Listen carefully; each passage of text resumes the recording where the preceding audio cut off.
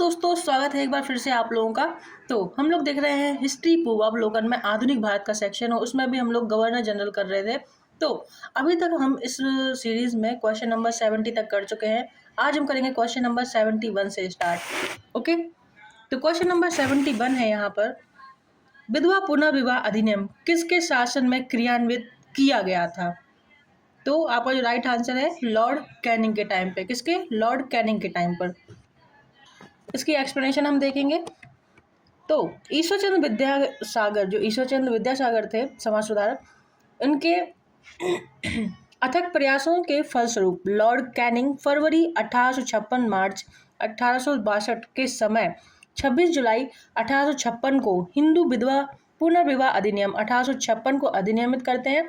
और इस अधिनियम को लॉर्ड डलहौजी के समय प्रारूपिक और प्रस्तुत किया गया था। लॉर्ड डलहौजी को जानते हो ना, जिन्होंने व्यवगत का सिद्धांत दिया था। वो मतलब कि सारे जो राज्य थे, जैसे कि सतारा, जैतपुर, झांसी, संबलपुर, तो इनको क्या कर रहे थे, वो अपने ब्रिटिश राज्य के अंदर ला रहे थे। किस बेस पे? कि तुम्हारा कोई उत्तराधिकारी नहीं है, इस बेसिस पर। ठीक, अब आगे डलहौजी के समय में प्रारूपित और प्रस्तुत किया गया था। ठीक है, तो लॉर्ड कैनिंग ने किया था और लॉर्ड डलहौजी के टाइम पर किया था। ठीक है, और ईश्वरचंद्र विद्यासागर के अथक प्रयासों के फलस्वरूप हुआ था ये सब। ठीक है, कब हुआ था ये विधवा पुनर्विवाह अधिनियम? तो 1856 में जो है लागू हुआ था।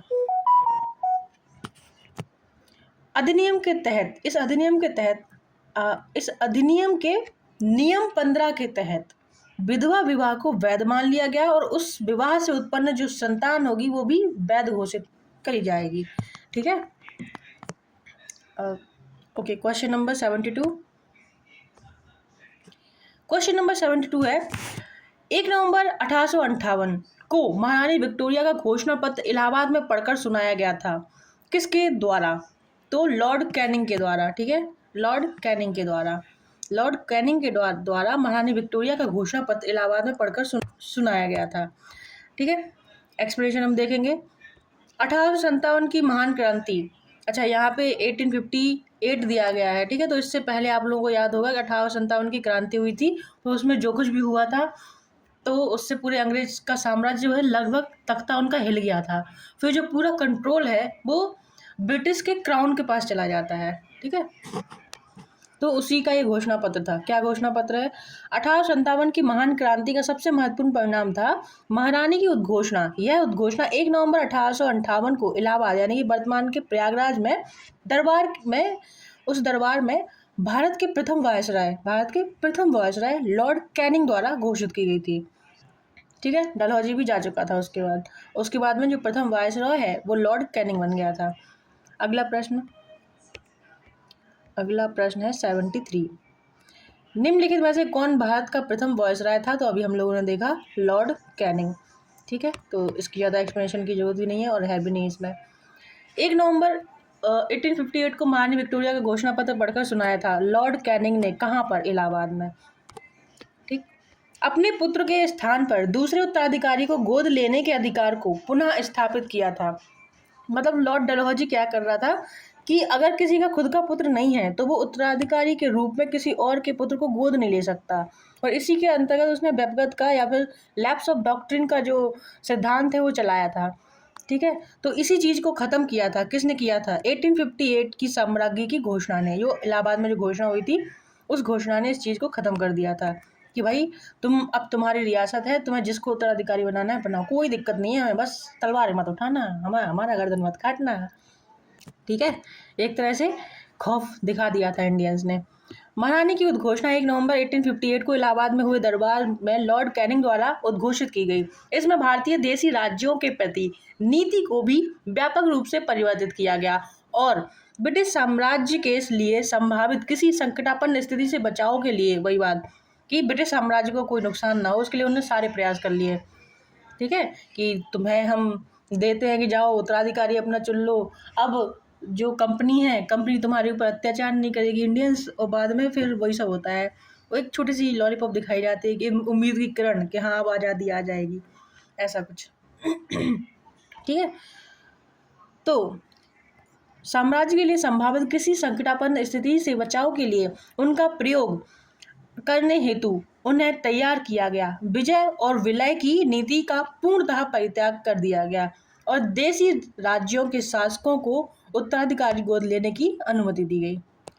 महारानी विक्टोरिया को भारत की साम्राज्ञी नियुक्त किया गया था, तो 1877 में, हाँ, महारानी विक्टोरिया को भारत की साम्राज्ञी नियुक्त किया गया था 1877 में। 1858 में तो ये हुआ था कि आज से ब्रिटिश राज की शुरुआत होती है, लेकिन हम तुम्हारी ऑफिशियल रानी है, इस चीज़ की उद्घोषणा 1877 में हुई थी। ठीक है, तो एक बार इसको देख लेते हैं एक्सप्लेनेशन इसकी। राजसी उपाधि अधिनियम रॉयल टाइटल्स एक्ट ब्रिटिश संसद द्वारा 1876 में पारित किया गया। इस अधिनियम के तहत महारानी विक्टोरिया को 1 जनवरी 1877 को दिल्ली दरबार में भारत की साम्राज्ञी घोषित किया गया। इस प्रकार सम्राट एडवर्ड 7 को वर्ष 1903 में तथा जॉर्ज पंचम को वर्ष 1911 में भारत का सम्राट घोषित किया गया। ठीक, अगला प्रश्न देखेंगे। निम्नलिखित में से किस गवर्नर जनरल ने भारत में दास प्रथा को समाप्त किया था? तो वो थे लॉर्ड एलनबरो। कौन थे? लॉर्ड एलनबरो ने। किसने? एलनबरो ने। फिर भी इसके 4 ऑप्शन है, तो आप चारों देख सकते हैं, पर आंसर है दास प्रथा को किसने खत्म किया था? लॉर्ड एलनबरो ने। ठीक है, 1843 के एक्ट 5 के द्वारा भारत में तत्कालीन गवर्नर जनरल लॉर्ड एलनबरो ने दास प्रथा का उन्मूलन किया। इसका कार्यकाल जो था 1842 से लेकर 44 के ईस्वी तक के था। अगला प्रश्न हम यहाँ पर देखेंगे, क्वेश्चन नंबर 78। निम्न युग्मों में से कौन सा एक सही सुमेलित है? तो लॉर्ड कैनिंग के सामने लॉर्ड कॉर्नवालिस के सामने लिखा हुआ है स्थायी बंदोबस्त। क्या ये सही है? लॉर्ड कॉर्नवालिस ने स्थायी बंदोबस्त किया था, तो हाँ ये किया था, तो ये सही हो जाएगा। लॉर्ड वेलेजली ने चतुराईपूर्ण निष्क्रियता की नीति अपनाई थी, नहीं, ये गलत हो जाएगा। ठीक है, लॉर्ड वेलेजली ने क्या किया था? इन्होंने किया था सहायक संधि। क्या थी इनकी? सहायक संधि। लॉर्ड डलहौजी का क्या था? इनका व्यपगत का सिद्धांत था। क्या था? व्यपगत का सिद्धांत। लॉर्ड वेलेजली की सहायक संधि और लॉर्ड वेलेजली की सहायक संधि, लॉर्ड डलहौजी की व्यपगत का सिद्धांत, यानी कि डॉक्ट्रिन ऑफ लैप्स की। ठीक है, और लॉर्ड कैनिंग के बारे में अभी हमने ऊपर देखा, जो हिंदू विधवा पुनर्विवाह अधिनियम था उसमें हेल्प की थी। ठीक है, लॉर्ड डलहौजी से परमिशन वगैरह करवा दिया था। ठीक, तो लॉर्ड कैनिंग ने वो काम किया था। चल, भारतीय राष्ट्रीय कांग्रेस की स्थापना कैसे हुई थी? तो ये A.O. ह्यूम ने की थी। किसने? A.O. ह्यूम। इसकी एक्सप्लेनेशन हम एक बार देख लेंगे। तो लॉर्ड कॉर्नवालिस ने 1793 ईस्वी में स्थायी बंदोबस्त प्रणाली लागू की, जबकि चतुराईपूर्ण निष्क्रियता यानी कि कुशल आक्रमण्यता की नीति जॉन लॉरेंस की थी। सहायक संधि लॉर्ड वेलेजली की थी तथा व्यपगत का सिद्धांत लॉर्ड डलहौजी से संबंधित है। भारतीय राष्ट्रीय कांग्रेस की स्थापना A.O. ह्यूम ने लॉर्ड डफरिन के कार्यकाल 1884 से 1888 ईस्वी के बीच में की। ठीक, अगला प्रश्न हम देखेंगे, निम्नलिखित में से कौन सुमेलित नहीं है? ठीक है, लॉर्ड कॉर्नवालिस ने स्थायी बंदोबस्त, अभी हमने देखा। लॉर्ड वेलेजली ने सहायक संधि, ये भी हमने देखा। लॉर्ड डलहौजी ने व्यपगत का सिद्धांत, ये भी हमने अभी देखा। और लॉर्ड कैनिंग ने ये नहीं हिंदू विधवा पुनर्विवाह अधिनियम पारित करवाया था, वो है। ठीक है, उच्चतम निष्क्रियता की ये इनकी नहीं है। ठीक है, स्थायी बंदोबस्त के बारे में, स्थायी बंदोबस्त किसके शासनकाल में प्रारंभ किया गया था? तो लॉर्ड कॉर्नवालिस के टाइम पर प्रारंभ किया गया था। निम्नलिखित में से कौन सा सुमेलित नहीं है पूछा गया है। कौन सा सुमेलित नहीं है? लॉर्ड कॉर्नवालिस ने स्थायी बंदोबस्त किया था। अभी जस्ट हमने तुरंत अभी ऊपर देखा, यहाँ पर देखो, कॉर्नवालिस ने क्या किया था? स्थायी बंदोबस्त। ठीक, अच्छा, शायद दूसरा भी मैच हो रहा है, 1 मिनट से जूम आउट करके देखते हैं। देखना, लॉर्ड वेलेजली है, लॉर्ड वेलेजली सहायक संधि, इसलिए कहते हैं PYQ लगाओ, कई सारे क्वेश्चन फंस जाते हैं। ठीक है, लॉर्ड हेस्टिंग इसमें नहीं है, पर लॉर्ड हेस्टिंग द्वितीय आंग्ल मराठा युद्ध, द्वितीय नहीं एक्चुअल में तीसरा आंग्ल मराठा युद्ध जो इन्होंने लड़ा था, और इसके बाद में पेशवा की गद्दी को समाप्त कर दिया था। मतलब मराठा साम्राज्य लगभग खत्म हो गया था और पूरे बुंदेलखंड पर भी अधिकार कर लिया था। जहाँ जहाँ पे मराठा साम्राज्य था पूरी तरह से उसे नष्ट कर दिया था। ठीक। और नेक्स्ट है लॉर्ड विलियम बेंटिक, और इनके सामने लिखा है 1829 का 17वां रेगुलेशन एक्ट 1829 का। ये क्या है? ये देखो ये क्या है, 1829 का 17वां रेगुलेशन एक्ट। ऐसे पूछा है ना, किसी की समझ ना आए। इसको लॉर्ड विलियम बेंटिक के टाइम पे क्या हुआ था, सती प्रथा को समाप्त कर दिया गया था। ठीक है, तो ये वही है। ठीक है, सती प्रथा को समाप्त कर दिया गया था, तो ये वही है। ठीक है, और इसको ना गैर कानूनी घोषित कर दिया था कि आपको जो भी सती प्रथा करेगा वो गैर कानूनी। ठीक, अगला प्रश्न देखेंगे। अच्छा, इसकी एक्सप्लेनेशन भी हम देख लेते हैं एक बार। द्वितीय आंग्ल मराठा युद्ध 1803 से 1805 के बीच में लॉर्ड वेलेजली के काल में हुआ था, ना कि विलियम बेंटिक के टाइम पे। ठीक है, तो हमने देखा वो द्वितीय लिखा था, तो तीसरा जो युद्ध था वो किया था विलियम बेंटिक ने। सॉरी, विलियम बेंटिक ने नहीं, हेस्टिंग ने। इतना हेस्टिंग विलियम लॉर्ड हो गया ना। कोई नहीं, आज की इस वीडियो में एक पूरी क्लास खत्म हो जाएगी, पूरे चैप्टर खत्म हो जाएंगे। ठीक है, लॉर्ड हेस्टिंग के काल में तृतीय तथा अंतिम आंग्ल मराठा युद्ध हुआ था 1817 से 1818 के बीच में। तृतीय आंग्ल मराठा युद्ध में मराठे जो थे उनको पराजय के पश्चात लॉर्ड हेस्टिंग ने पेशवा की गद्दी समाप्त कर दी और 1818 में समाप्त कर दी। ठीक है, पूरी तरह से समाप्त कर दी, तथा पश्चिमी भारत में स्थित पेशवा का समस्त प्रदेश बम्बई प्रेसिडेंसी से सम्मिलित कर लिया। पूरा जो प्रदेश था वो बम्बई प्रेसिडेंसी में सम्मिलित कर लिया। इसके अतिरिक्त कंपनी ने बुंदेलखंड, मालवा तथा शेष भारत, जिस पर पेशवाओं का प्रभुत्व था, पर राजनीतिक अधिकार कर लिया। ठीक है, अगला प्रश्न है पेशवा की पेशवाई कब समाप्त हो गई? तो अभी हमने देखा 1818 में समाप्त हो गई। अगला प्रश्न है निम्नलिखित में से किसने राजपूताना की देशी रियासतों के साथ वर्ष 1817 से 18 की अधीनस्थ संधि की बातचीत की थी? तो राजपूताना की देशी रियासतों के साथ में जो है अधीनस्थ संधि की बात किसने की थी कि तुम जो राजपूताना है ना वो ब्रिटिश के संरक्षण में आ जाओ, उनके अधीनस्थ हो जाओ। तो ये बात करने के लिए कौन गया था? चार्ल्स मैटकॉफ गया था। कौन गया था? Charles Metcalfe. तो राजपूताना की रियासतों के साथ वर्ष 1817 से 18 की अधीनस्थ संधि की वार्ता चार्ल्स मैटकॉफ ने की। लॉर्ड हेस्टिंग ने राजपूताना पर ब्रिटिश सर्वोच्चता तथा मराठों और पिंडारियों के प्रति राजपूताने की तटस्थता सुनिश्चित करने के लिए दिल्ली के तत्कालीन रेजिडेंट चार्ल्स मैटकॉफ को वार्ताकार बनाया था। अगला प्रश्न है निम्नलिखित में से कौन सुमेलित नहीं है? लॉर्ड कॉर्नवालिस स्थायी बंदोबस्त, बार बार वही आ रहा है। ठीक है, लॉर्ड वेलेजली सहायक संधि, सर जॉन शोर, तो अभी हमने देखा था इन्होंने क्या किया था। तो जो सर जॉन शोर थे उन्होंने हस्तक्षेप की नीति अपनाई थी। क्या कि कोई भी अगर बोलेगा कि ब्रिटिशर्स आके मेरी मदद करो तो वो कहेंगे देखो भैया ऐसा है, हमने बहुत लड़ाई कर ली, अब नहीं लड़ेंगे। ठीक, तो वो कहते थे हम हस्तक्षेप की नीति अपनाएंगे, तुम्हें मराठों को और हैदराबाद को अगर लड़ाई करनी है तो आपस में करते रहो, हम बीच में नहीं आएंगे।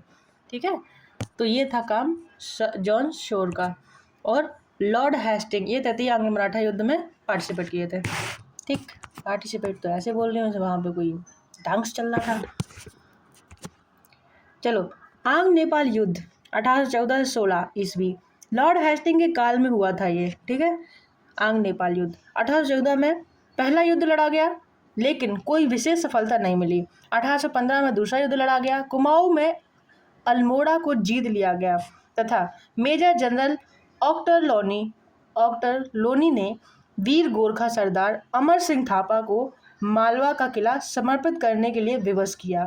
ब्रिटिश सेना राजधानी काठमांडू से 30 मील की दूरी तक पहुंच गई।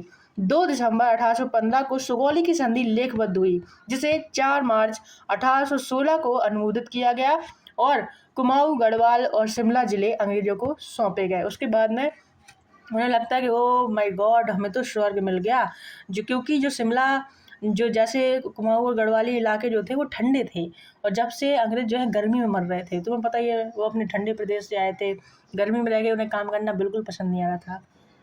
ठीक है, ऊपर से एकदम लाल अलग से हो जाते थे।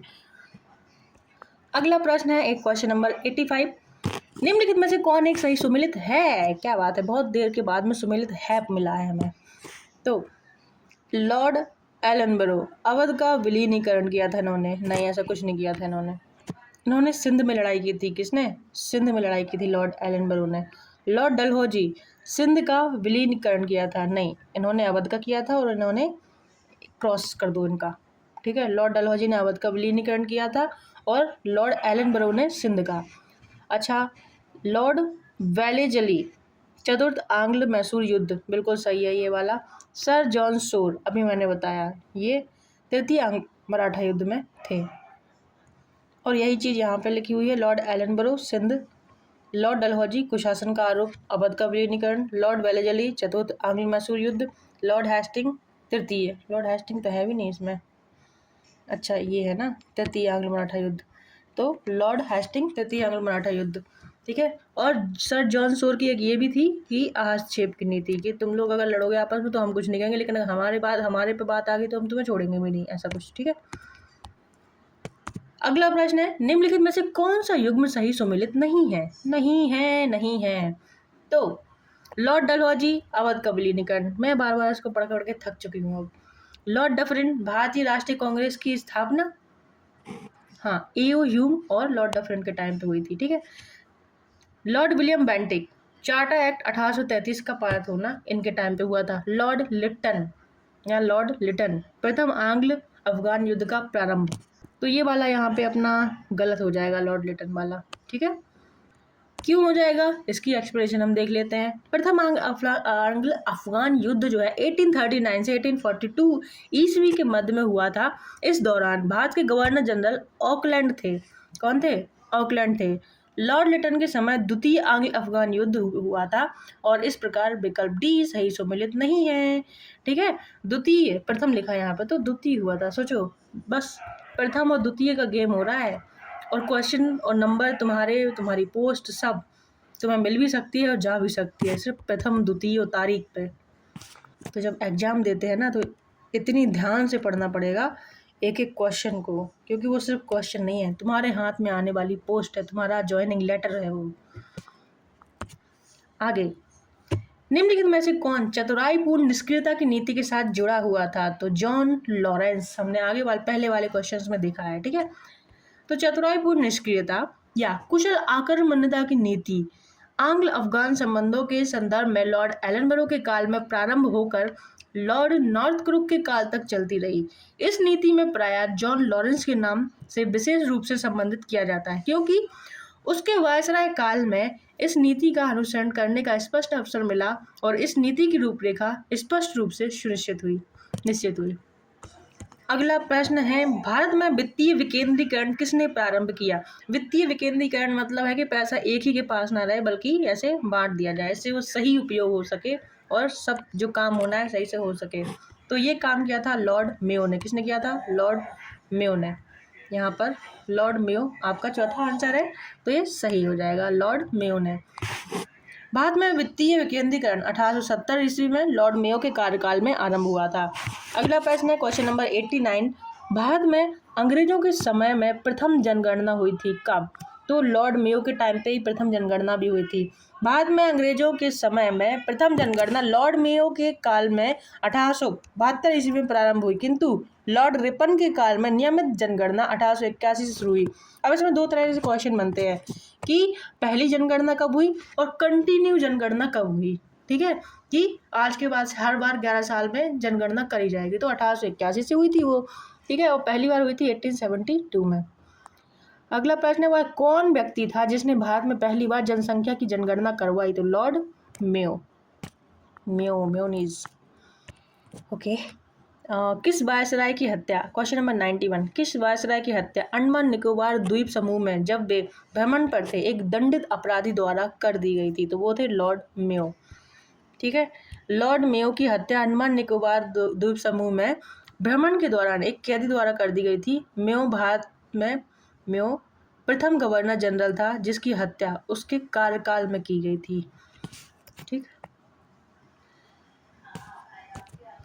किस वायसराय की हत्या उसके कार्यकाल में की गई थी? लॉर्ड मेयो की। अगला प्रश्न है क्वेश्चन नंबर 93, लॉर्ड मेयो के 1870 के संकल्प के बारे में निम्नलिखित में से कौन से कथन सही है? केंद्रीय और प्रांतीय वित्त को विभाजित करने वाला यह पहला कदम था। अभी मैंने बोला वित्तीय विकेंद्रीकरण का सिद्धांत किसने दिया था? इन्हें दिया था, तो ये सही है। अगला है प्रांतीय सरकारों को कुछ सेवाएं प्रशासित करने का अधिकार दिया गया था, ये भी इन्होंने काम किया था। इसने मौजूदा असमानता को सुधारने का प्रयास किया था। ठीक है, काफ़ी अच्छे काम किए थे, फिर भी इसको मार दिया गया था, बताओ। इसने प्रांतों, मतलब अच्छे लोगों के साथ ही बुरा होता है। इसने प्रांतों की वास्तविक आवश्यकताओं पर ध्यान केंद्रित किया था। ठीक, तो ये चारों सही हो गए, यहाँ पे सही पूछा गया ना, सही उत्तर चुनिए, तो चारों सही हो गए। ठीक, एक बार हम इसकी एक्सप्लेनेशन भी देख लेंगे। डी है सही। वायसराय लॉर्ड मेयो का शासनकाल उसके शैक्षणिक और प्रशासनिक सुधारों के कारण स्मरण किया जाता है। उसने प्रशासन में सुधार के लिए प्रत्येक अलग अलग प्रशासन से पत्राचार के उपरांत 14 दिसंबर 1870 को एक संकल्प जारी किया, जिसे मेयो रिजोल्यूशन या प्रांतीय सरकारों का चार्टर भी कहा जाता है, जिसमें केंद्रीय और प्रांतीय वित्त को विभाजित करने की दिशा में पहला कदम उठाया गया। साथ ही प्रांतीय सरकारों को कुछ स्वायत्तता देते हुए उन्हें जेल, शिक्षा और चिकित्सा आदि सेवाओं के लिए केंद्रीय राजस्व से कुछ राशि दी गई। साथ ही उन्हें इच्छानुसार प्रशासन करने के लिए कहा गया तथा इसके साथ ही मौजूदा असमानताएं थी उनको सुधारने पर जोर दिया गया और प्रांतों की वास्तविक आवश्यकताओं पर भी ध्यान केंद्रित किया गया। मुझे तो लगता है किसी ने जबरदस्ती वहां पे कोई कैदी छोड़ा था और कहा था इसको मारना है तुमको, और लॉर्ड मेयो को निपटा दिया, है ना। क्योंकि पहले तो उसे लॉर्ड मेयो को घूमने के लिए अंडमान निकोबार भेजा, है ना। वो ऐसे ही जंगली इलाका है, मतलब कि पेड़ पौधे वहाँ पे इतने ज़्यादा है, और ट्राइबल जो है ट्राइबल लोग जो है वहाँ पे रहते हैं, तो उन्हें तो वैसे भी पसंद नहीं है कि कोई उनके घर में आए। ठीक है, फिर वहाँ पे एक कैदी का छोड़ा जाना, वहाँ पे अंडमान निकोबार में काला पानी की सजा के लिए भेजते भी थे। ठीक, तो हो सकता है साजिश थी, साजिश। फिर इतिहास तो किसी ने नहीं देखा ठीक से। अफगानिस्तान के प्रति एक जोश भरी अग्र फॉरवर्ड नीति का अनुसरण करने वाला गवर्नर जनरल था कौन? फॉरवर्ड नीति, वो था लॉर्ड लिटन। कौन था? लॉर्ड लिटन। 1876 ईस्वी में लॉर्ड लिटन के वायसराय बनकर आने पर अफगानिस्तान के प्रति अपनाई गई नीति में परिवर्तन आया। कुशल आक्रमणता की नीति के स्थान पर अग्रगामी नीति का अनुसरण होने लगा।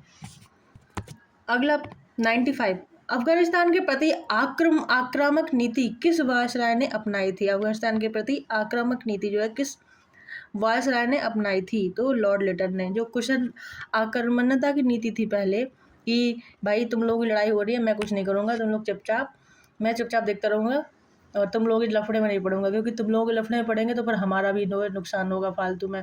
ठीक है, तो ये वाली जो नीति थी उसको छोड़ के ये कहा कि हम नए ब्रिटेन हैं, हम घुस के मारेंगे घर में।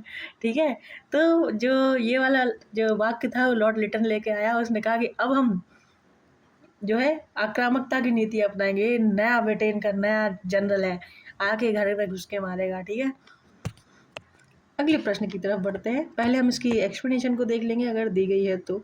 नहीं है, ठीक है। लॉर्ड लिटन निम्नलिखित में से किससे संबंधित नहीं है, पूछा जा रहा है। लॉर्ड लिटन संबंधित नहीं है, तो इल्बर्ट बिल से संबंधित नहीं है, बाकी स्टैची कमीशन से संबंधित है, वर्नाक्यूलर प्रेस एक्ट से संबंधित है, सशस्त्र अधिनियम से संबंधित है। अगला प्रश्न, इसकी एक्सप्लेनेशन हम देखेंगे उससे पहले। लॉर्ड लिटन इल्बर्ट बिल विवाद से संबंधित नहीं थे। Ilbert bill viceroy Lord Ripon के कार्यकाल में पेश किया गया। इस बिल में वरिष्ठ भारतीय न्यायाधीशों को यूरोपीय अपराधियों पर मुकदमा चलाने की अनुमति देने की मांग की गई थी। पहले ऐसा होता था ना कि कोई भी भारतीय न्यायाधीश हो, तुम सुप्रीम कोर्ट के न्यायाधीश क्यों नहीं हो, और अगर भारतीय हो तो तुम्हें कोई अधिकार नहीं है कि तुम ये कि यूरोपीय को सजा सुना सको, क्योंकि वो अपने आप को सुप्रीम मानते थे। ठीक है, लेकिन फिर आता है इल्बर्ट बिल, उसमें कहा जाता है कि जो अच्छे और वरिष्ठ न्यायाधीश हैं भारतीय, उनको परमिशन है कि तुम हमारे यूरोपियंस को भी निपटा सको। अगला प्रश्न है, कौन भारत का वायसराय सबसे दीर्घ काल तक रहा था? तो ये है लॉर्ड कर्जन। ठीक है, लॉर्ड कर्जन का टाइम पीरियड है 1899 से लेके 1905 तक, यानी 7 वर्ष तक। लॉर्ड डफरिन रहे हैं 4 वर्ष तक। लॉर्ड हार्डिंग रहे थे 6 वर्ष तक, और बेचारे मेयो इतने अच्छे अच्छे काम कर रहे थे, 3 साल में ख़त्म कर दिए। पता नहीं क्यों, पर मुझे लॉर्ड मेयो के मरने का दुख हुआ।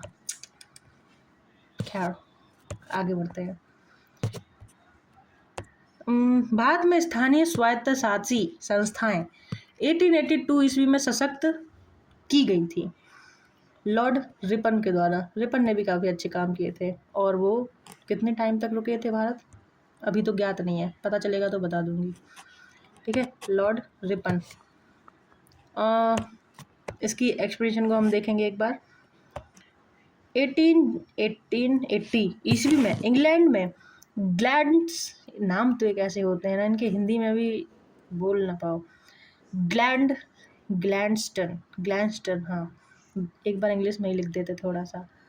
ग्लैंडस्टन के नेतृत्व में उदारवादी दल सत्ता में आया।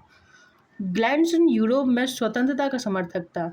उसने अपनी भारत के प्रति नीति का इन शब्दों में वर्णन किया: हमारा भारत में रहने का अधिकार इस तर्क पर है कि हमारा वहाँ रहना भारतीयों के लिए हितकर है, और साथ ही यह कि भारतीय यह अनुभव करे कि यह हितकर है। ठीक है, अगर ब्रिटिशर्स इंडिया में रुक रहे हैं तो इस उद्देश्य से रुके कि हम वहाँ पे रुक के उनके लिए कुछ अच्छा करेंगे, और ये अच्छा हो रहा है, ये वहाँ के लोगों को भी लगना चाहिए कि हाँ उनके लिए अच्छे दिन ला रहे हैं। समझ गए, ऐसा राजा होना चाहिए। तो ये जो ग्लैडस्टन यूरोप में स्वतंत्रता का समर्थक था। तो आगे बढ़ते हैं, क्या कहाँ पहुँच जाते हैं। इस दौरान रिपन को वायसराय पद के लिए चुना गया। संभवतः रिपन के कार्यकाल का सबसे महत्वपूर्ण कार्य स्थानीय सुशासन पर सरकारी प्रस्ताव 1882 ईस्वी था। रिपन देश की नगर पालिकाओं को विकसित करना चाहता था। उसके अनुसार इन्हीं से देश की राजनीतिक शिक्षा आरंभ होती है। इस प्रस्ताव के तहत ग्रामीण प्रदेशों में स्थानीय बोर्डों की स्थापना की गई। प्रत्येक जिले में जिला विभाग, तालुका तथा तहसील बोर्ड बनाने की आज्ञा हुई। नगरों में नगर पालिकाएं स्थापित की गईं।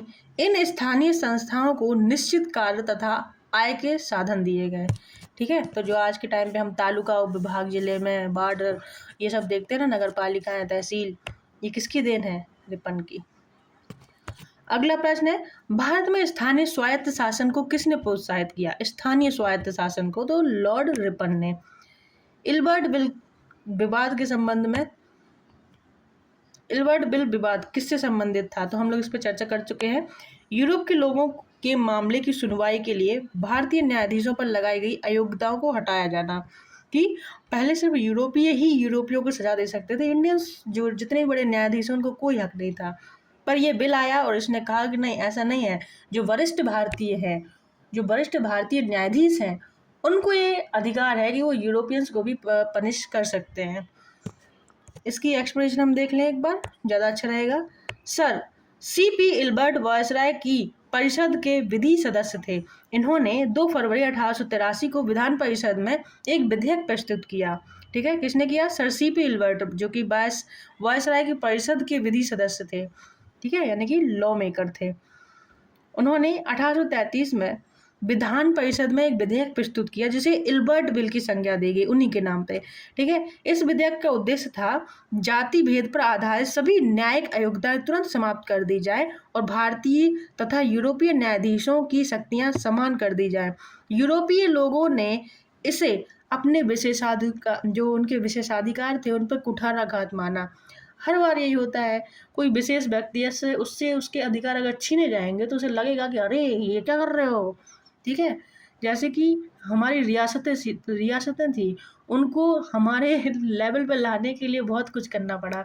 ठीक है, उन्हें सामान्य जनता बनाने में।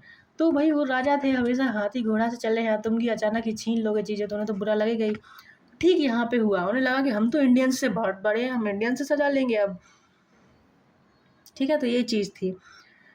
इसके बावजूद भी इल्बर्ट नहीं माने। इल्बर्ट बिल को लेकर हुए विवाद के कारण ही 1884 ईस्वी में लॉर्ड रिपन ने अपना कार्यकाल पूरा होने से पूर्व ही त्यागपत्र दे दिया था। उन्होंने कहा मुझे नहीं करना काम, तुम अपना रखो, पोस्ट रखो, अपना सब रखो, मैं चला बेटे। अगला प्रश्न देखेंगे, क्वेश्चन नंबर 101। भारत में उपनिवेशी शासन के संदर्भ में 1883 ईस्वी में पारित इल्बर्ट बिल का उद्देश्य था। क्या था इल्बर्ट बिल का उद्देश्य? जहां तक अदालतों की दांडिक आधिकारिकता का संबंध था, भारतीय तथा यूरोपीय लोगों की बराबरी पर रोकना। सीधी सी बात यहाँ पे पूछा जा रहा है कि जो इल्बर्ट बिल था 1883 में पारित इल्बर्ट बिल था, उसका उद्देश्य क्या था? तो उसका उद्देश्य था जहाँ तक हो सके अदालतों की दांडिक आपराधिकता का संबंध था और भारतीय और यूरोपीय लोगों की बराबरी को रोकना था, बराबरी पर रोकना था कि दोनों को बराबरी पे लाके रोक दो। ठीक है, तो इसका ए आंसर सही है, बाकी हमें पढ़ने की जरूरत नहीं है। क्वेश्चन नंबर 102 देखते हैं। किसकी पदावधि में महिलाओं तथा बच्चों की कार्यावधि के घंटों को सीमित करने तथा स्थानीय शासन को आवश्यक नियम बनाने के लिए प्राधिकृत करने के लिए प्रथम फैक्ट्री अधिनियम का अभिग्रहण किया गया? तो ये चीज़ भी लॉर्ड रिपन के टाइम पे होती है। ठीक है, कि जो बच्चे और महिलाएं अगर किसी उसमें काम करते हैं फैक्ट्री वगैरह में, तो बच्चों के लिए कुछ टाइम निर्धारित कर दिया गया था और महिलाओं के लिए भी निर्धारित किया गया था। निर्धारित तो कर देते थे, पर जैसा कि हमें आज भी पता है कि हमारी पार्लियामेंट कुछ लॉ बनाती है पर ग्राउंड लेवल पे तो फॉलो नहीं होता है। लॉर्ड रिपन को ब्रिटिश भारत के वायसरायों में सबसे अधिक उदारवादी माना जाता है। भैया म्यू खत्म हो गया, वरना सबसे ज़्यादा उदारवादी वही कहलाता है। देखो मैं कहती हूँ, ठीक है, सबसे अधिक उदारवादी माना जाता है। उन्होंने 100 या उससे अधिक कार्यरत मजदूरों वाली फैक्ट्रियों में काम करने वाली महिलाओं तथा बच्चों के संबंध में कुछ उदारवादी नियम बनाए, जिन्हें प्रथम फैक्ट्री अधिनियम 1881 के रूप में जाना जाता है। इस अधिनियम के तहत 7 वर्ष से कम उम्र के बच्चों को फैक्ट्री में काम करने पर रोक लगा दी गई थी और 7 से 12 के वर्ष के बच्चों को कार्यावधि जो है उनकी काम करने का जो पीरियड है 9 घंटे तथा महीने में 4 दिन की छुट्टी का प्रावधान किया गया, संडे टू संडे शायद। अगला प्रश्न है, निम्नलिखित कथनों पर विचार कीजिए। फैक्ट्री एक्ट 1881 औद्योगिक कामगारों की मजदूरी नियत करने के लिए और कामगारों को मजदूर संघ बनाने देने की दृष्टि से पारित किया गया था। NM लोखंडे ब्रिटिश भारत में मजदूर आंदोलन संगठित करने के अग्रगामी थे। ठीक है, और इसमें से कौन से सही हैं पूछा गया है, तो इसका ऑप्शन 2 यानी कि केवल बी सही है, पहला वाला सही नहीं है। ठीक है, और पहला वाला गलत क्यों है इसकी एक्सप्लेनेशन हम देखेंगे। प्रथम कारखाना अधिनियम 1881 में पारित किया गया, परंतु यह अधिनियम अपर्याप्त मापदंड जैसा साबित हुआ। इसमें केवल ऐसे मजदूर जो बच्चे थे उन्हीं की सुरक्षा से संबंधित प्रावधान बनाया गया था। इस अधिनियम में महिला मजदूरों से संबंधित कोई प्रावधान नहीं किया गया था, अतः इस अधिनियम से मजदूर सामान्यतः निराश थे। NM लोखंडे जो है, नारायण मेघाजी लोखंडे, भारत में मजदूर आंदोलन संगठित करने में अग्रगामी थे। 19वीं सदी में वे न केवल हथकरघा एवं कपड़े की मिलों में मजदूरों की दयनीय स्थिति को सुधार करने के लिए याद किए जाते हैं, बल्कि जाति एवं संप्रदाय जैसे मुद्दों पर भी उन्होंने साहसिक पहल की थी। अगला प्रश्न है प्रश्न नंबर 104, निम्नलिखित में से किसे भारत में स्थानीय स्वायत्त शासन का जनक माना जाता है? तो ये लॉर्ड रिपन ही है जो स्थानीय स्वायत्त शासन का जनक माना जाता है जिन्हें। अगला प्रश्न है, इसकी एक्सप्लेनेशन हम देख लेते हैं। स्थानीय स्वायत्त शासन का जनक क्यों माना जाता है? तो लॉर्ड रिपन के कार्यकाल में प्रस्तुत स्थानीय स्वायत्त शासन प्रस्ताव 1882 ईस्वी से भारत में आधुनिक स्थानीय स्वशासन का प्रारंभ माना जाता है। अच्छा, एक चीज़ नोटिस कर रहे हो, जब से 1857 की क्रांति हुई है तब से इन्होंने कितने अच्छे अच्छे गवर्नर और लॉर्ड जो सब है भेजे हैं। ठीक है, वो आके कुछ अच्छा अच्छा काम करने की सोच रहे हैं कम से कम। ठीक है, वरना पहले तो एकदम अरे आओ इनका हथियाओ, मारकाट करो, खत्म, पैसा कमाना है केवल। ठीक, अब देखो, अब वो कह रहे हैं कि नहीं, हम यहाँ पर ना एक स्वायत्त शासन जो है प्रस्ताव जारी करेंगे, यहाँ के लोगों को सुधारेंगे, फैक्ट्री कानून लाएंगे। ठीक, आगे बढ़ते हैं। तो 1882 ईस्वी में भारत में आधुनिक स्थानीय स्वशासन का प्रारंभ माना जाता है। लॉर्ड रिपन को स्थानीय स्वशासन का पिता कहा जाता है। किसे कहा जाता है? लॉर्ड रिपन को। इन्होंने प्रांतीय सरकारों को आज्ञा दी कि वे प्रांतीय तथा स्थानीय नागरिक वित्तीय साधनों का एक सर्वेक्षण करें, जिससे यह निश्चित किया जा सके कि किन किन मदों का आम व्यय स्थानीय प्रशासन के सुपुर्द किया जा सकता है। ठीक है, अगला प्रश्न, कौन सा सुमेलित नहीं है? स्थानीय स्वशासन किसने जारी किया था? लॉर्ड लिटन ने नहीं, लॉर्ड रिपन ने। ठीक है, तब से हम बेचारे के काम पढ़ रहे हैं और किसी और को क्रेडिट दे देंगे तो अच्छा नहीं लगेगा। ठीक है, दिल टूट जाएगा लॉर्ड रिपन का। सहायक संधि लॉर्ड वेलेजली, राज्य अपहरण नीति लॉर्ड डलहौजी और स्थायी बंदोबस्त लॉर्ड कॉर्नवालिस। अगला प्रश्न देखेंगे। अगला प्रश्न है क्वेश्चन नंबर 106। सूची 1 को सूची 2 से सुमेलित करना है। लॉर्ड क्लाइव ने क्या किया था? बंगाल में दोहरा शासन लगा दिया था इन्होंने। और विलियम बेंटिक ने क्या किया था? इन्होंने अंग्रेजी शिक्षा पे ध्यान दिया था। और चार्ल्स मैटकॉफ इन्होंने क्या किया था? प्रेस पर से प्रतिबंध हटा दिया था। लॉर्ड कर्जन इन्होंने बंगाल का विभाजन किया था। ठीक, तो इस तरह से इसका राइट आंसर है ऑप्शन ए हो जाएगा। और इसकी एक्सप्लेनेशन को हम देखेंगे। क्लाइव ने 1765 ईस्वी में बंगाल में द्वैध शासन प्रणाली को लागू किया था। बेंटिक ने जो विलियम बेंटिक है उसके कार्यकाल में ही मैकाले द्वारा आधुनिक शिक्षा की नींव रखी गई थी। अपने प्रस्तावों में मैकाले की योजना, पता है मैकाले को ये भारत शिक्षा नीति बनाने में पूरा का पूरा 20 साल लग गया था। इतना टाइम लिया था इन्होंने। और सबसे ज़्यादा बहस इसी बात पे हो रही थी कि जो शिक्षा है वो वेस्टर्न कल्चर की होगी या ईस्टर्न कल्चर की होगी। ठीक है, और इसमें बहुत विवाद चल रहा था। एक पूरी वो रिपोर्ट आती है लॉर्ड मैकाले रिपोर्ट, उसको पढ़ो भाई, बस 15, 20, 25 पेज की अकेली वही है। ठीक है, तो हम कहाँ पर थे? बेंटिक के कार्यकाल में ही मैकाले द्वारा आधुनिक शिक्षा की नींव रखी गई थी। अपने प्रस्तावों में मैकाले की योजना यह थी कि एक ऐसा वर्ग बनाया जाए जो रंग तथा रक्त से तो भारतीय हो परंतु प्रवृत्ति, नैतिकता तथा बुद्धि से अंग्रेज हो। बेसिकली काले अंग्रेज पैदा करना इनका मकसद था। काले अंग्रेज कैसे होंगे? इंडियंस के वेश में होंगे, उनकी बुद्धि अंग्रेजों की तरह काम करेगी। ठीक है, कि हमें क्या करना है, हम बस अंग्रेजों के लिए काम करेंगे और सस्ते मजदूर बन जाएंगे हम उनके लिए, क्योंकि हमें आज भी हम सस्ते मजदूर ही है बाहरी लोगों के लिए। ठीक है, क्योंकि हमें उनका काम करना आता है और हम सस्ते में मिल जाते हैं उन्हें। हमारे लिए वो पैसा ज़्यादा होता है, उनके लिए वो पैसा कम होता है। ठीक, तो ये चीज़ आज भी चली आ रही है। मैकाले का विचार 7 मार्च 1835 को एक प्रस्ताव द्वारा अनुमोदित कर दिया गया। इसके पता है क्या शब्द थे?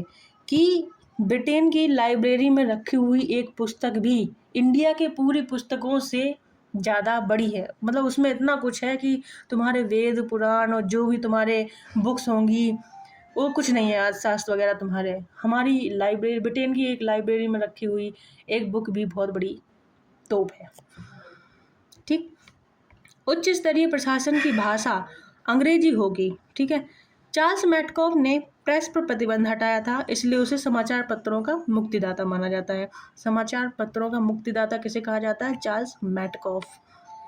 ठीक है, कर्जन के काल में वर्ष 1905 में बंगाल का विभाजन हुआ था। अगला प्रश्न है, सूची 1 को सूची 2 से सम्मिलित करना है। तो लॉर्ड डलहौजी क्या किया था इन्होंने? तो हम भाई बहुत देर से सुनते आ रहे हैं, बेबगद का सिद्धांत।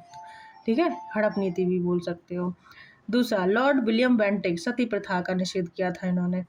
लॉर्ड रिपन, भाई रिपन के काम हम अभी भी तुरंत पढ़ते चले आ रहे हैं, बेचारे को भूल नहीं सकते, इतने अच्छे अच्छे काम कर रहा है। ठीक है, तो लॉर्ड रिपन ने क्या किया था? स्वायत्त शासन। लॉर्ड कर्जन ने क्या किया था? बंगाल का विभाजन 1905।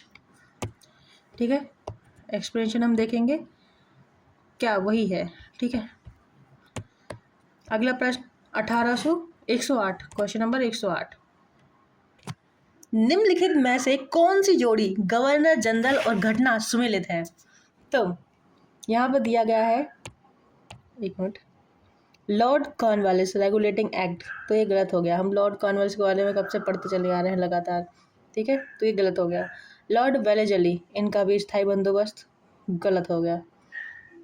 ठीक, लॉर्ड एलनबरो, इन्होंने सिंध की विजय की थी, ये सही है। लॉर्ड डलहौजी, ये प्रथम अफगान युद्ध, ये भी गलत हो गया। ठीक है, तो लॉर्ड एलनबरो ने सिंध का विलय किया था, ये अकेला सही है, बाकी सारे गलत है अपने। अगला प्रश्न देखेंगे, प्रश्न नंबर 109। भारतीय पुरातत्व सर्वेक्षण ASI की स्थापना किसके काल में हुई थी? तो ये हुई थी लॉर्ड कर्जन के टाइम पे। ठीक, भारत में पुरातत्व सर्वेक्षण संबंधी प्रयास 1784 ईस्वी में कलकत्ता में विलियम जोन्स द्वारा एशियाटिक सोसाइटी की स्थापना के साथ प्रारंभ हुई थी। 1861 ईस्वी में लॉर्ड कैनिंग द्वारा अलेक्जेंडर कनिंघम को पुरातात्विक सर्वेक्षण नियुक्त किया गया था तथा 1871 ईस्वी में पुरातात्विक सर्वेक्षण के लिए सरकार ने एक अलग विभाग बनाया गया। लॉर्ड कर्जन के कार्यकाल यानी कि 1899 से 1905 के दौरान वर्ष 1901 में भारतीय पुरातत्व सर्वेक्षण ASI को एकीकृत एवं केंद्रीकृत स्वरूप देते हुए जॉन मार्शल को इसका नया महानिदेशक नियुक्त किया गया और उसके बाद में हड़प्पा की खुदाई चालू हो जाती है। मतलब ईंटें वींटें मिलना चालू होती हैं, फिर हड़प्पा मिलता है। फिर इन्हें पता चलता है कि अरे बाप रे, हमसे भी ज़्यादा विकसित संस्कृति यहाँ पर रह चुकी है। भारतीय पुरातत्व सर्वेक्षण की स्थापना हुई थी किसके टाइम पर? तो लॉर्ड कर्जन के काल में। अगला प्रश्न है, निम्नलिखित में से किसने पुरातत्व सर्वेक्षण विभाग की स्थापना की थी? तो लॉर्ड, अभी इसमें कोई नाम ही नहीं है, लॉर्ड कर्जन के टाइम पे हुई थी और लॉर्ड कर्जन का इसमें नाम नहीं है। ठीक है, तो ये कोई ऑप्शन काम का नहीं है। यहाँ पे हम देखेंगे 1871 ईस्वी में पुरातत्व सर्वेक्षण विभाग बनाया गया। उस समय गवर्नर जनरल लॉर्ड मेयो थे, गवर्नर जनरल थे मेयो, तथा George Douglas Campbell secretary of state for India थे। कैंपबेल के सुझाव पर ही पुरातत्व विभाग बनाया गया। दिए गए विकल्पों में मेयो या कैंपबेल में से किसी का भी नाम नहीं है। छत्तीसगढ़ लोक सेवा आयोग ने इस प्रश्न को निरस्त कर दिया था। एक मिनट, क्वेश्चन क्या था? पुरातत्व सर्वेक्षण विभाग की स्थापना की थी। अच्छा, ASI से दो तरह के क्वेश्चन हो गए। एक हो गया विभाग की स्थापना किसने की और एक हो गया कि ये पूरी चीज ही किसने बनाई, मतलब ASI ही किसने बनाया, फिर ASI में एक डिपार्टमेंट बनाया। ठीक है, दो अलग अलग चीजें हैं। तो ये लॉर्ड कर्जन ने किया था, जो भारतीय पुरातत्व सर्वेक्षण है, और इसके बाद में जो दूसरा चीज है सेक्रेटरी मेटकॉफ। तो जो भारतीय पुरातत्व सर्वेक्षण विभाग जो है वो लॉर्ड मेयो और कैंपबेल का नाम आता है इसमें, जो कि इसमें नहीं है ऑप्शन में। क्वेश्चन नंबर है 112, प्राचीन स्मारक संरक्षण एक्ट किस गवर्नर जनरल के कार्यकाल में पारित हुआ? प्राचीन स्मारक संरक्षण एक्ट, स्मारक जैसे कि हमें बहुत सारे वो मिले हैं, शिलालेख वगैरह, और क्या बोलते हैं, हमारे जो स्मारक है लाल किला वगैरह, और जो सांची का स्तूप है, और जो हमारा नालंदा विश्वविद्यालय है उसके जो भी पार्ट्स बचे हुए हैं, और जो एलोरा मंदिर की गुफा है वो सब वगैरह, तो जो ये सब हैं उनको बचाने का संरक्षण एक्ट जो है अधिनियम लॉर्ड कर्जन ने पारित किया था। तो प्राचीन स्मारक संरक्षण अधिनियम 1904 के द्वारा लॉर्ड कर्जन ने भारत में पहली बार ऐतिहासिक इमारतों की सुरक्षा एवं मरम्मत की और ध्यान देते हुए 50,000 पाउंड की धनराशि का आवंटन किया था। सोचो, उस टाइम पे इतना पैसा लगा देते थे, और आज के टाइम पे खैर। अगला प्रश्न है, भारत में कर्जन के प्रशासन की तुलना औरंगजेब से किसने की थी? तो इसका जो सही आंसर है वो है GK गोखले।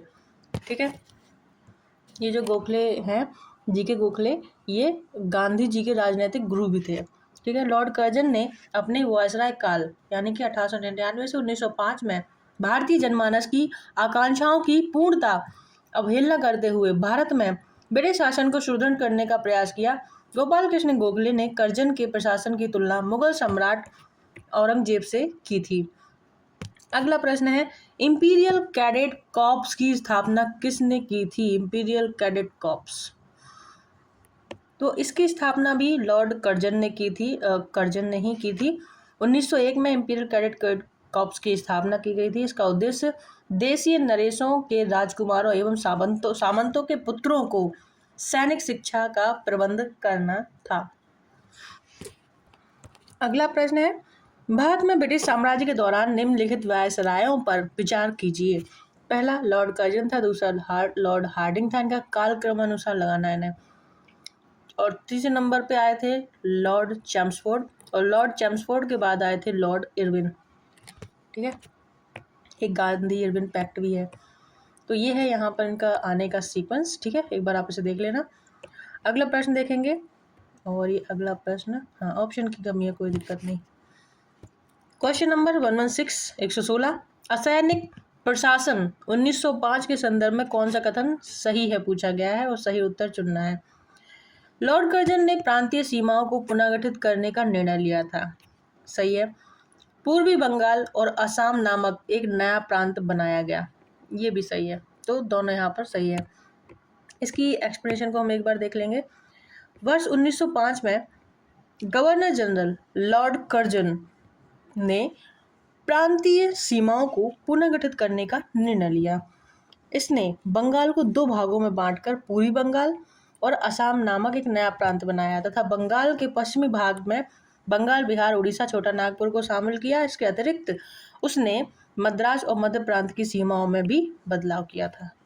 और अब आपके सामने पेश है एकदम लेटेस्ट पेपर का लेटेस्ट क्वेश्चन। ठीक है, RO का है। लॉर्ड कर्जन के संदर्भ में निम्नलिखित में से कौन सा कथन सत्य है? अंग्रेजी साम्राज्य को ग्रेनाइट की चट्टान पर स्थापित करना। ठीक है, अंग्रेजी साम्राज्य को ग्रेनाइट की चट्टान पर स्थापित करना, ये लॉर्ड कर्जन ने काम किया था। मतलब एक मुहावरे टाइप पे ले लो।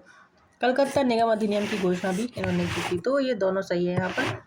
कलकत्ता निगम अधिनियम 1899 की घोषणा लॉर्ड कर्जन के समय हुई थी। आधा कथन दो सत्य है। हालांकि अंग्रेजी साम्राज्य को ग्रेनाइट की चट्टान पर स्थापित करने का प्रत्यक्ष संदर्भ और कथन तो लॉर्ड कर्जन के संदर्भ में नहीं मिलता है, तथापि कर्जन ने वर्ष 1904 में ब्रिटेन के साम्राज्यवादी मिशन के संदर्भ में कहा था, मेरे लिए संदेश ग्रेनाइट में उकेरा गया है, यह कयामत की चट्टान से उकेरा गया है कि हमारा काम धार्मिक है और कायम रहेगा। बड़ी बड़ी लाइन है। ठीक, अगला प्रश्न है 118। फूट डालो और राज करो की नीति अपनाई गई थी। ये दो लोगों के द्वारा अपनाई गई थी। किस किस के? लॉर्ड कर्जन और लॉर्ड मिंटो के द्वारा। इसलिए यहाँ पे इन दोनों का नाम दिया गया है, इसलिए आंसर में भी ए और बी है। एक्सप्लेनेशन को देख लेंगे और क्लियरिटी आ जाएगी। फूट डालो राज करो की रणनीति लॉर्ड कर्जन एवं लॉर्ड मिंटो दोनों के द्वारा अपनाई गई थी। इस नीति के तहत मिंटो ने पृथक निर्वाचन प्रणाली को प्रोत्साहित किया था। लॉर्ड कर्जन के शासनकाल में ब्रिटिश सरकार ने स्पष्ट रूप से मुस्लिम समर्थक और हिंदू विरोधी नीति अपनाई।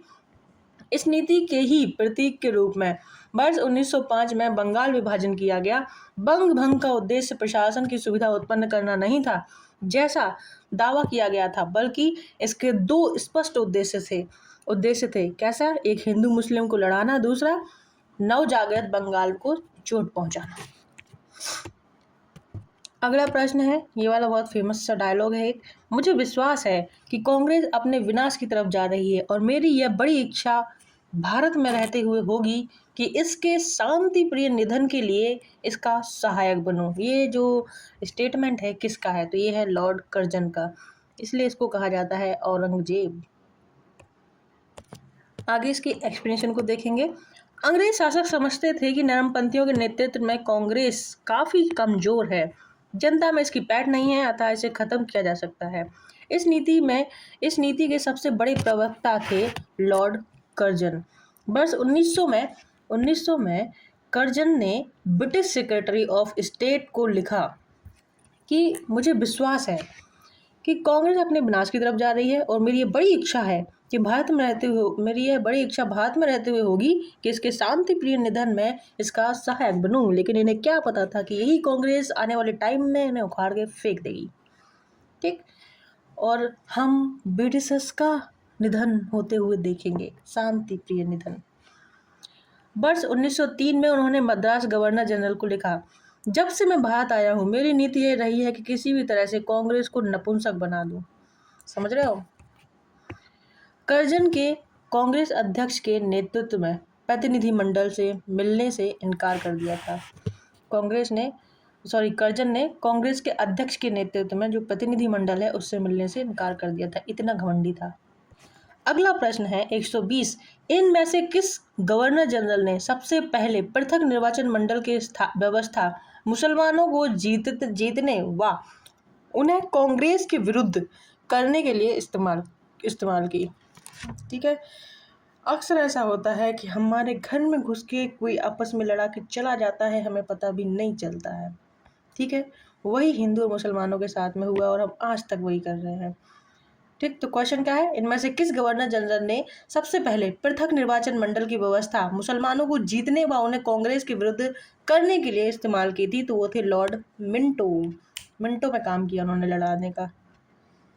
इसकी एक्सप्लेनेशन को हम देखेंगे। नवंबर 1905 में लॉर्ड कर्जन के स्थान पर लॉर्ड मिंटो को भारत में वायसराय नियुक्त किया गया तथा जॉन मार्ले को भारत राज्य सचिव नियुक्त किया गया। इनके द्वारा किए गए सुधारों को मार्ले मिंटो सुधार के नाम से जाना जाता है। इस अधिनियम के द्वारा मुसलमानों के लिए पहली बार जो पृथक मताधिकार का और पृथक निर्वाचन क्षेत्रों की स्थापना जो है की गई थी। इसका उद्देश्य मुसलमानों को कांग्रेस के विरुद्ध करना था। तो क्वेश्चन बनेगा कि पहली बार जो पृथक मताधिकार और पृथक निर्वाचन जो है किसके द्वारा दिया गया था, तो पार्लियामेंटों के द्वारा मुसलमानों को। ठीक, अगला यहाँ पर देखेंगे, निम्नलिखित में से कौन भारत का एकमात्र यहूदी वायसरॉय था, तो वो था लॉर्ड रीडिंग। ठीक है, यह एकमात्र यहूदी वायसराय था, लॉर्ड रीडिंग। इसके समय चौरा चौरी कांड हुआ था, स्वराज पार्टी का गठन तथा रोलेक्ट एक्ट का निरसन हुआ था। मतलब बंदा 5 साल रहा है और इतने सारे कांड हो गए। चलो कोई बात नहीं। अगला प्रश्न है क्वेश्चन नंबर 122, निम्नलिखित युग्मों में से कौन सा एक सही सुमेलित नहीं है, पूछा गया है। क्या है? नहीं है। तो Pitt's India act, Warren Hastings, doctrine of lapse, Dalhousie, vernacular press act, Curzon नहीं है यहाँ पे है लॉर्ड लिटन। कौन है? Lord Lytton. Ilbert bill, Ripon. ठीक है, तो ऑप्शन सी यहाँ पे आपका राइट आंसर हो जाएगा। ये वाला सुमेलित नहीं है, यहाँ पे कर्जन नहीं, लिटन है। ठीक, अगला प्रश्न देखेंगे। इतनी बड़ी एक्सप्लेनेशन है, इसको देखना बनता है। वर्नाक्युलर प्रेस एक्ट या देसी भाषा समाचार पत्र अधिनियम 1778 1778 बोल दिया मैंने शायद, 1878 में लॉर्ड लिटन के काल में पारित किया गया। इस अधिनियम को मुंह बंद करने वाला अधिनियम भी कहा गया। सरकार अवांछनीय विषयों को प्रकाशित करने के अपराध में संबंधित पत्र को चेतावनी दे सकती थी अथवा उससे जमानत ले सकती थी, जमानत को जब्त कर सकती थी, और यदि वह अपराध पुनः किया जाता है तो सरकार छापाखाने को ही जब्त कर सकती थी। आर्स्किन पेरी ने इस अधिनियम को विपरीतगामी और असंगत तथा भारत के भावी प्रगति के लिए घातक पद बताया। बताओ, उस टाइम पे अगर न्यूज़पेपर को रोक दिया जाता था कि गलत जो सही न्यूज़ है तुम नहीं छाप रहे हो, और सही न्यूज़ छाप रहे हैं तो सरकार उस चीज़ को बंद कर दे रही है, तो जो न्यूज़ मीडिया वाले हैं वो बगावत कर देते थे। और आज के टाइम में क्या हो रहा है, इसको किसी को भी एक्सप्लेन करने की ज़रूरत नहीं है। ठीक है, अगर उस टाइम पे भी गवर्नमेंट ऐसे पैसे ऐसे दे देती तो क्या क्या होता, तो देश शायद आज़ाद नहीं होता। आज़ाद होता पर कुछ अलग तरीके से होता। मुद्दे की बात करते हैं। आर्स्किन पेरी जो है इन्होंने कहा था ये विपरीतगामी और असंगत तथा भारत की भावी प्रगति के लिए घातक पद बताया है। S.N. बनर्जी ने इसे आकाश से वज्रपात कहा है। वज्रपात बिजली गिरना सीधा। इस अधिनियम के अधीन सोम प्रकाश, भारत मेहर, ढाका प्रकाश, सहचर और अन्य समाचार पत्रों के विरुद्ध मामले दर्ज किए गए। ठीक, अगला प्रश्न है कौन सा सुमेलित नहीं है। ठगी का दमन किया था विलियम बेंटिक ने, इल्बर्ट बिल रिपन ने लाया था, रिंग फेंस की नीति वॉर्न हेस्टिंग की थी, घेरे की नीति, और vernacular press act Lord Curzon का नहीं था। ठीक है, किसका था? लिटन का। किसका? लॉर्ड लिटन का। आगे देखेंगे क्वेश्चन नंबर 124, ब्रिटिश भारत की राजधानी का कलकत्ता से दिल्ली स्थानांतरण किसके काल में किया गया था? कलकत्ता से दिल्ली स्थानांतरण लॉर्ड हार्डिंग के टाइम पे किया गया था। वायसराय लॉर्ड हार्डिंग द्वितीय के समय भारत की राजधानी का कलकत्ता से दिल्ली स्थानांतरण किया गया।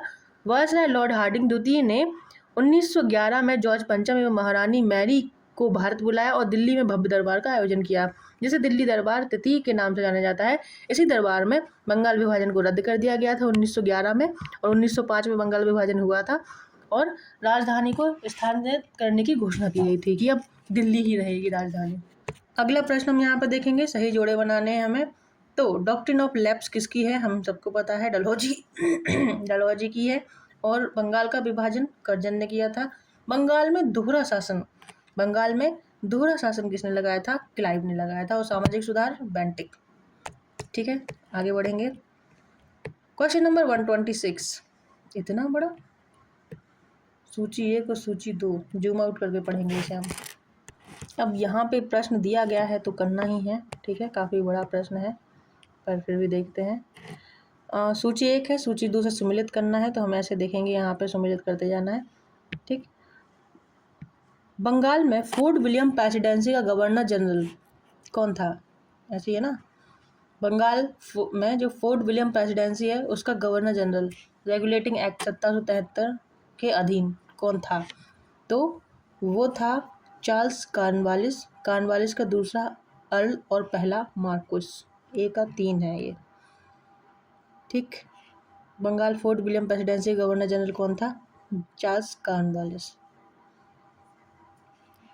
भारत का गवर्नर जनरल चार्टर एक्ट 1833 के अधीन। भारत का गवर्नर जनरल कौन बना था चार्टर एक्ट 1833 के अधीन? तो जेम्स एंड्रू ब्राउन रैमजे। ये किसका नाम था? डलहौजी का ही नाम है ये बेसिकली। ठीक है, तो बी का 2 मान लेंगे। ए का 2, ए का 3, बी का 2, ए का 3, बी का 2। चलो अभी एक और देखेंगे। वो सब ठीक है, पर मुझे ये समझ नहीं आ रहा इसमें अर्ल क्यों लिखा हुआ है। अर्ल अर्ल अर्ल पहला मार्कुस, इसमें भी मार्कुस लिखा हुआ है। वो मार्कुस उपाधि थी मुझे पता है, पर ये अर्ल क्या है? अर्ल अगर मुझे तो सीखने सिखाने से ही सीखते हैं, कुछ आपको पता होगा कुछ मुझे पता होगा। मुझे ऑनेस्टली नहीं पता है कि इस क्वेश्चन में क्या है चीज़, ये क्या है, ये अर्ल मार्कुस अर्ल और ये क्या है। तो इसको जो इस चीज़ को जो है आप लोग मुझे कमेंट करके बताना, ये मुझे सीखना है आप लोगों से। तो जिसको भी पता हो तो ये मुझे ज़रूर बताना, ठीक है। तो ये वाला क्वेश्चन आप लोगों पे छोड़ रही हूँ मैं, ठीक, पर इसकी एक्सप्लेनेशन हम जरूर देखेंगे। इसमें दिया गया है अंग्रेजों द्वारा बंगाल के अधिग्रहण के उपरांत कंपनी के कार्यों को नियंत्रित करने के लिए रेगुलेटिंग एक्ट 1773 बंगाल संसद द्वारा पारित किया गया। इसी एक्ट के तहत कंपनी के गवर्नर को बंगाल का गवर्नर जनरल बना दिया गया। बंगाल के गवर्नर जनरल के रूप में वार्न हेस्टिंग की नियुक्ति की गई। यद्यपि विकल्प में वार्न हेस्टिंग नहीं है तो उसका उत्तरवर्ती कॉर्नवालिस कालक्रमानुसार उत्तर होगा। ठीक है। 1833 का जो एक्ट था उसके तहत में डलहौजी की नियुक्ति हुई थी। 1858 का जो एक्ट था उसके तहत मिंटो की नियुक्ति हुई थी और 1935 जो था उसके तहत वेवेल की नियुक्ति हुई थी। ठीक है, तो ये नियुक्ति से संबंधित है क्या? हाँ शायद, पर एक बार इसको ना आप लोग मुझे जो है डिस्क्राइब करके बताना। ठीक है, हम जब तक अगला प्रश्न देखेंगे क्वेश्चन नंबर 127 और टोटल क्वेश्चन है 129। ठीक है, तो बहुत जल्द होने वाला है। यहाँ तक अगर आप लोगों ने वीडियो देखी है तो वीडियो को लाइक करना, चैनल को सब्सक्राइब करना। ठीक है, अगला प्रश्न है, अच्छा अंग्रेजों ने इन सब का विलय कब किया था? तो ये पहले भी हम देख चुके हैं। हाँ, संबलपुर, मैंने बोला था ना 17 से लेके जो लास्ट तक है उस सबको याद करना है। तो झांसी का हुआ था 1854 में, संबल का हुआ था 1849 में। ठीक है, क्योंकि 1857 में क्रांति हो गई थी, तो 1854 में झांसी का। हाँ, और अवध का जो है कुशासन के आधार पर किया था, तो 1856 में किया था, और 17 1848 में किया था। तो ए का हुआ 2, बी का हुआ 1, सी का क्या होगा? सी का हुआ 4, यानी कि बी इसका जो है राइट आंसर हो जाएगा। ठीक, एक बार यहाँ भी देख लो। संबलपुर 1849, सतारा 1848, अवध 1856, झांसी 1854। अगला प्रश्न है यहाँ पर, निम्नलिखित घटनाओं पर विचार कीजिए तथा उन्हें कालक्रमानुसार व्यवस्थित कीजिए। तो यहाँ पे अपने ऑप्शन है सिक्किम, झांसी, पंजाब और वर्मा का विलय कैसे कैसे हुआ था। सबसे पहले सिक्किम का विलय हुआ था। ठीक है, यानी कि एक सबसे पहले सिक्किम का विलय हुआ, उसके बाद में पंजाब का 1854 में हुआ था झांसी का विलय, और पंजाब का उससे पहले हो चुका था। ठीक है, तो 1, 3, 2 और आई भी 4, तो 1, 3, 2, 4, 1, 3, 2, 4। ऊपर हम आंसर देखेंगे, 1, 3, 2, 4 नहीं है, 1, 3, 2, 4 नहीं है। ठीक है, चलो यहाँ देखेंगे एक्सप्लेनेशन में। सिक्किम जो है 1835 में कुछ भाग का इसका विलय कर लिया गया था, पंजाब 1849 में, बर्मा को 1886 में सबसे लास्ट में, और झांसी 1854 में। ठीक है। Question number 129 and the last question of this video. निम्नलिखित में से किस वायसराय के कार्यकाल में भारतीयों को राय बहादुर और खान बहादुर की उपाधियां प्रदान करना प्रारंभ किया गया था? तो ये लास्ट क्वेश्चन है, एकदम जोर जोश के साथ में, जोर शोर के साथ में चैनल का सब्सक्राइब बटन दबा लो और वीडियो को लाइक कर लो। तो उपयुक्त में से कोई नहीं। एक्सप्लेनेशन देखेंगे इसकी बहुत बढ़िया तरीके से। 1857 के विद्रोह के समय अंग्रेजों की सहायता करने वाले देसी शासकों, जमींदारों आदि को अपना विश्वास पात्र बनाने के लिए उन्हें उपाधियां, खिलत, भूमि अनुदान, ऋण माफी आदि सुविधाएं प्रदान की जाने लगी। इनमें हिंदुओं को दी जाने वाली उपाधि थी राय बहादुर और मुसलमानों और पारसियों को दी जाने वाली उपाधि थी खान बहादुर। तो 1859 से 1860 के बीच में इन उपाधियों को दिए जाने के साक्ष्य मिलते हैं। ठीक, तो अगला चैप्टर जो है हमारा होने वाला है ब्रिटिश शासन का भारतीय अर्थव्यवस्था पर प्रभाव। तो मिलते हैं नेक्स्ट वीडियो में। टाटा बाय, राधे राधे, जय हिंद।